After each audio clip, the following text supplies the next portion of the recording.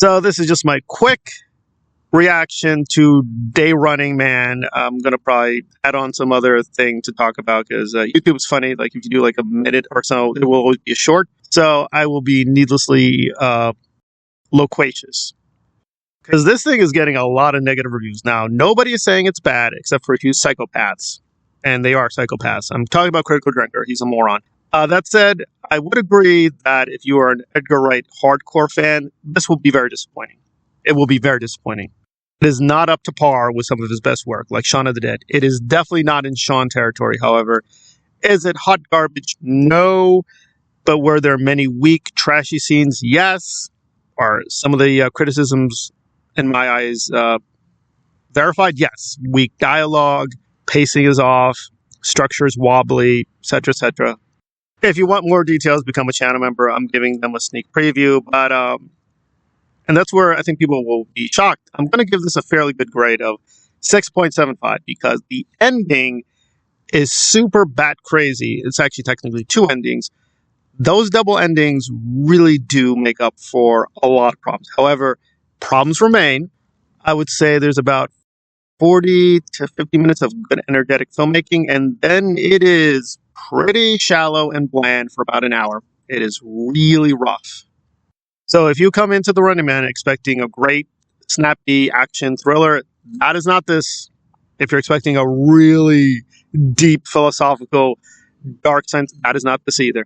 But it does have aspects of that, and I think Edgar Wright is usually good at blending genres. Here, he's pretty bad. I don't think the blending really worked. I mean, there's like 4 to 5 films he's trying to smush together, and it just doesn't come together.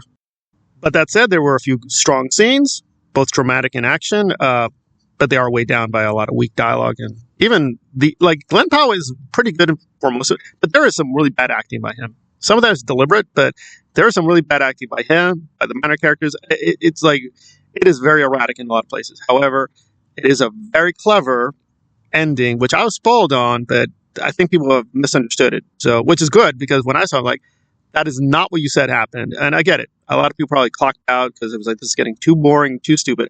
I understand all that.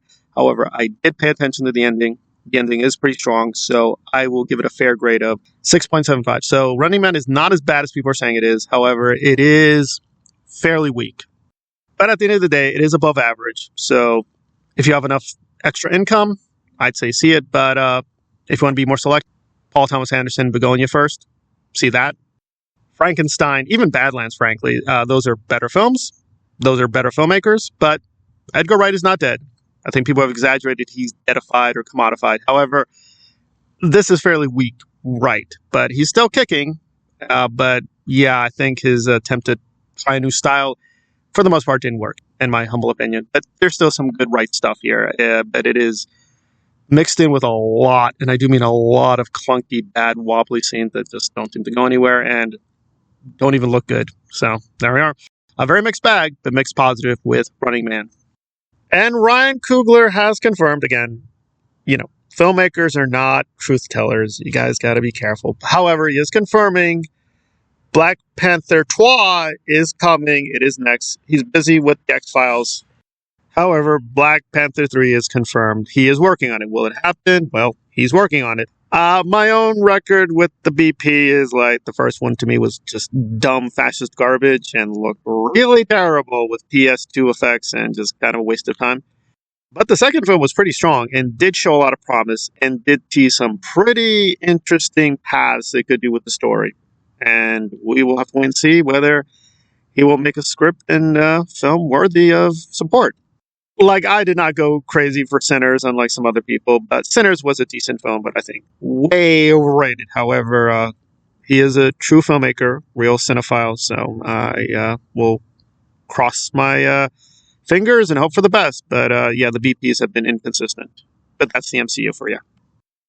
Now we're going to turn to the dark side of Hollywood. I already did something on Bill Mahr. Thank you guys for even giving it a chance.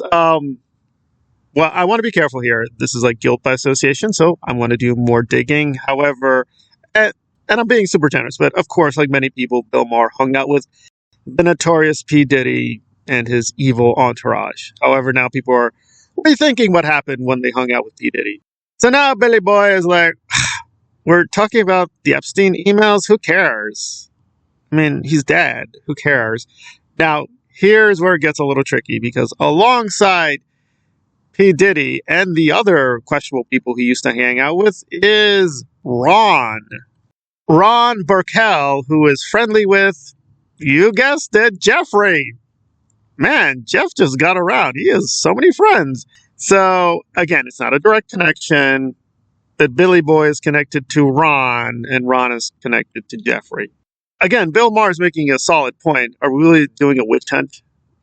These witch hunts need to stop.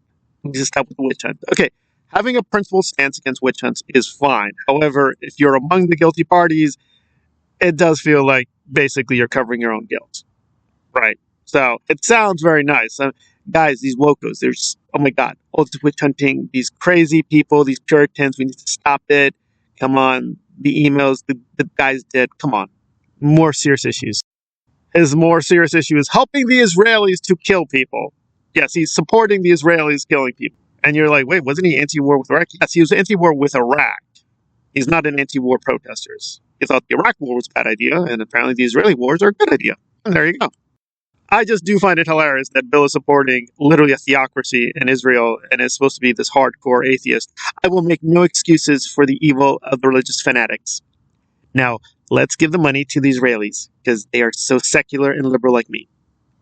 You know, when they're not citing the Bible to justify genocide, which they now routinely do. Very cynically.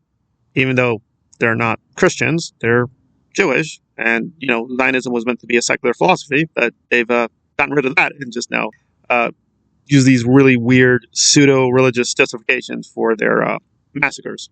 And there you go.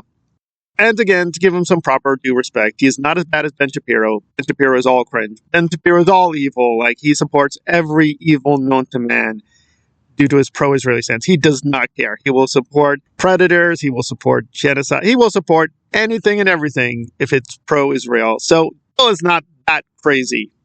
But it does feel like his recent call, guys, everybody needs to calm down. This Jeffrey Epstein panic is out of control. Seems a little self-interested. And, you know, again, there's almost nothing good to say about Ben Shapiro, but apparently he's not an associate of Jeffrey. That will probably be the only good thing you'll say on his obituary. Well, he was not linked to Mr. Epstein. Literally, I can't think of a single good thing about this guy. Bill Mahr at least had some good stances in the past and does occasional good work here and there. But boy, his self-righteous tone nowadays just feels so phony. It's not Bill Burr bad, but it's not good. So, in conclusion, give the running man a chance. Hope for Black Panther, maybe. Ryan Coogler's busy with X-Files. We'll see if that works either. And yeah, Bill is, pushing the hypocrisy again. Again.